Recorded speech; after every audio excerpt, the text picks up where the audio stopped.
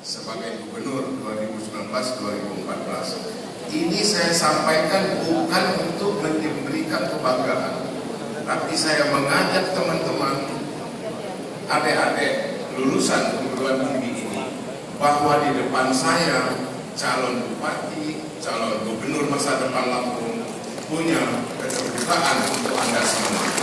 Tapi lakukan keberhasilan itu terlebih dahulu. Puji syukur kehadiran Allah SWT bahwa kita pada pagi hari ini dapat hadir mengikuti acara wisuda lulusan sarjana S1 dan program S2 Universitas Bandar Lampung periode genap 2018-2019 dalam keadaan sehat walafiat.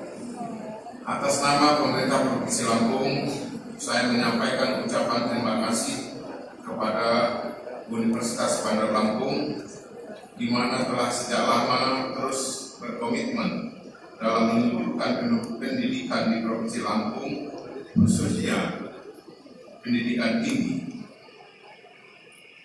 Saya perlu menyampaikan seperti apa yang saya sampaikan tadi, bahwa saya baru 15 hari, baru setengah bulan menjadi gubernur bersama Ibu Nuni selaku wakil gubernur. Ini saya juga mengingatkan, tadi saya lihat S1 Pak Rektor 6 orang berprestasi, tapi 2 laki-laki, 4 perempuan. Saya heran, kenapa ketika ke depan perempuannya kadang-kadang hilang. Padahal dibuktikan di dalam perguruan tinggi yang berprestasi adalah wanita. Apakah karena mengurus anak? Apakah karena doktrin suami? Tapi ini menjadi pemikiran, sesungguhnya gender ini penting. Inilah yang saya buktikan bahwa wakil saya adalah Ibu Nuni, Ibu Kusnunia. Jadi ibu-ibu kalau sudah menjadi berprestasi, saya jangan berhenti, harus sampai ke tujuan.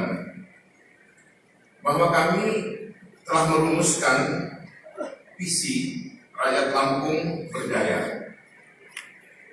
Ini saya sampaikan karena belum semua lulusan perguruan tinggi tahu dan mengikuti perkembangannya, dan harus tahu bila perlu ikut mensukseskan program ini. Nanti saya akan berikan solusinya seperti apa. Ini semua guna mewujudkan masyarakat yang aman, berbudaya, maju, berdaya saing, serta menuju kesejahteraan. Untuk mewujudkan visi tersebut dilaksanakan 6 misi. Ini kita inginkan untuk menciptakan kehidupan yang religius